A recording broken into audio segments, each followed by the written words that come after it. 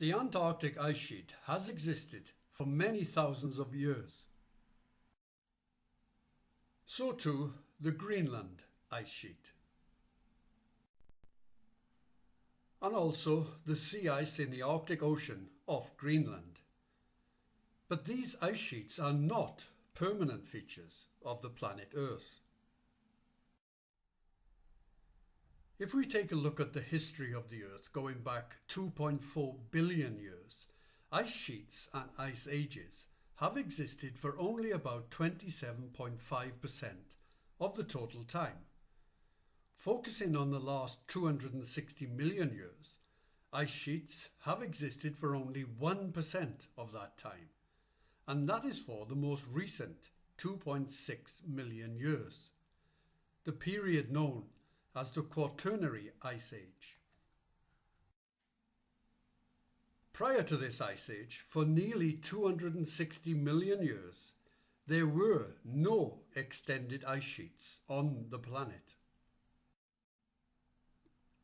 So what caused them to form and for the Quaternary Ice Age to begin? Attempting to answer this question will help us also understand many of the mechanisms underlying modern climate change.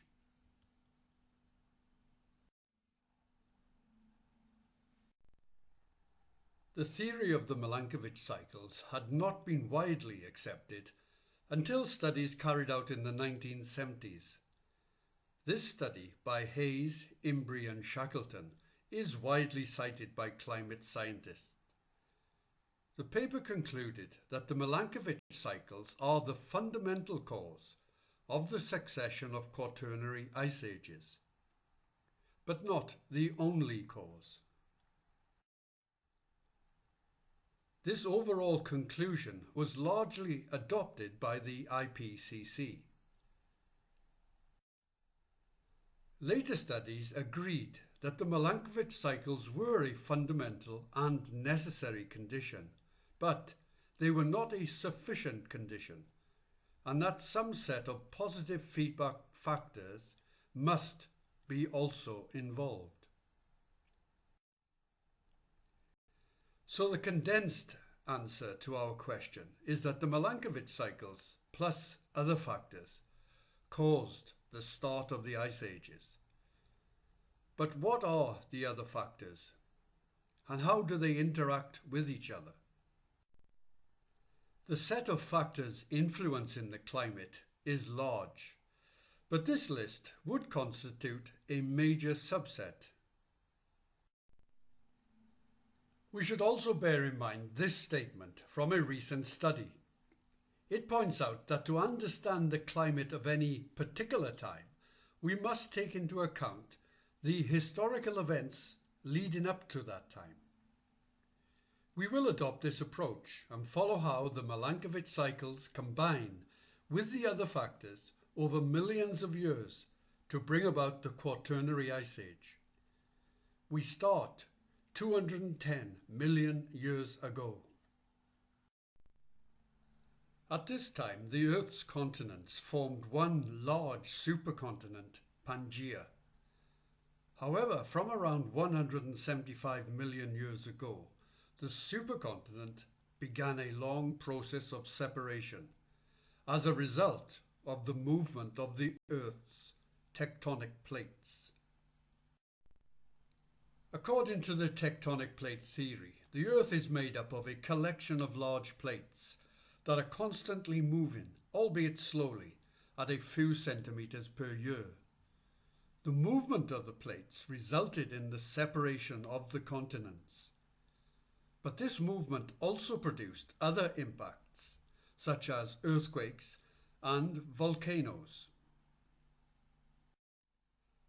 Volcanoes can have an almost immediate effect on the climate, but they can also produce longer-term impacts, especially as a result of a series of eruptions.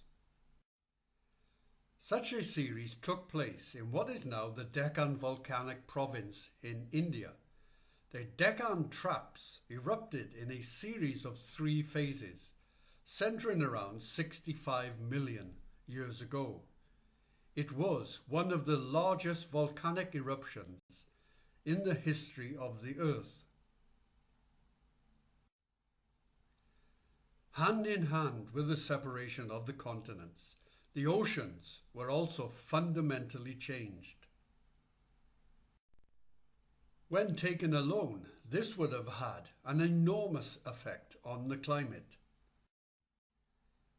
It is difficult to overstate the complexity of the ocean's influence on the climate. These are just a few of the ocean currents that interplay with each other.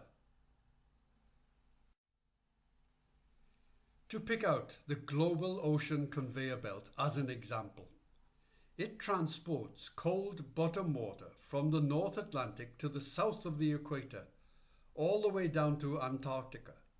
From here, the waters bring cold temperatures into the Pacific. But the journey into the Pacific gradually warms the water so that it becomes less dense, resulting in the cold bottom waters rising to the surface and passing through the Indian Ocean as a warm stream that continues onto the Norwegian Sea. It takes almost 1,000 years for the conveyor belt to complete one full oscillation. Throughout the breakup of Pangaea, the Sun would of course have been a significant other factor. And any changes in the Sun's output would have driven changes to the climate. But while the Sun has its own cycle, which has a periodicity of around 11 years, that a recent study indicates could well have been in effect during this period, there does not seem to have been any unusual behaviour prior to the start of the ice ages. The behaviour of all greenhouse gases during this period is difficult to determine. However, carbon dioxide levels have been estimated. This chart goes back more than 500 million years. It shows the ratio of the mass of carbon dioxide in the atmosphere compared to that existing at present. If we look at the Karoo Ice Age, roughly 260 to 360 million years ago, we can see a marked reduction in carbon dioxide levels. While during the start of the 260 million year warm period, levels rise before beginning a steady decline. At about 55 million years ago, which is the approximate start of the Eocene epoch, the planet Earth had been fundamentally changed. The separation of Pangaea was coming to the point where the continents were forming into the structure we know today. Violent volcano eruptions had taken place. New oceans and ocean currents had formed, while carbon dioxide levels had fallen. But nevertheless, the Earth still had no extended ice sheets. To appreciate the next steps on the way to the inception of the ice ages, we need to more fully understand how the Milankovitch cycles work.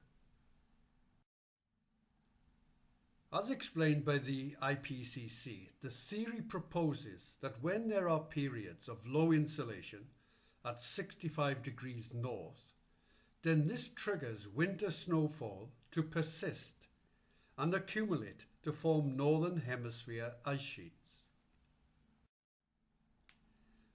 Latitude 65 degrees north coincides approximately with the tip of Greenland. A study published in 2016 provides more detail of how this mechanism works. This study emphasizes the importance of when extreme points of the Milankovitch cycles coincide, or, as the paper puts it, when they are in phase. The paper refers to this condition when a combination of obliquity and precession places the Earth's tilt at its closest to the perpendicular, and eccentricity has the Earth at its closest to the Sun. The Milankovitch cycles are thus in phase to produce warmer conditions that would not encourage winter snowfall to persist.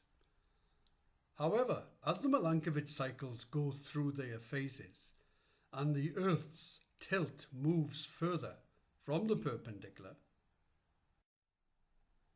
and eccentricity moves the Earth to its furthest point from the Sun, then the cycles are in phase to produce low insulation, which would then encourage winter snowfalls to persist and hence accumulate to build the Northern Hemisphere ice sheet. The combined effects of the Milankovitch in phases and the cooling effects of the other factors gradually, after one warming phase, took the Earth into a long cooling trend. The trend continued through the end of the Eocene at around 34 million years ago, and at this juncture cycles of colder and warmer periods can be detected, so that the Antarctic Ice Sheet expanded during cooler periods and contracted during warmer cycles. The cycles continued up to the start of the Pliocene epoch, at which point the climate had become cooler, drier, and more seasonal. But a Northern Hemisphere ice sheet was still to form for any length of time, while the Antarctic ice sheet continued to fluctuate in size. This juncture also marks the time where the influence of the Milankovitch cycles becomes pronounced.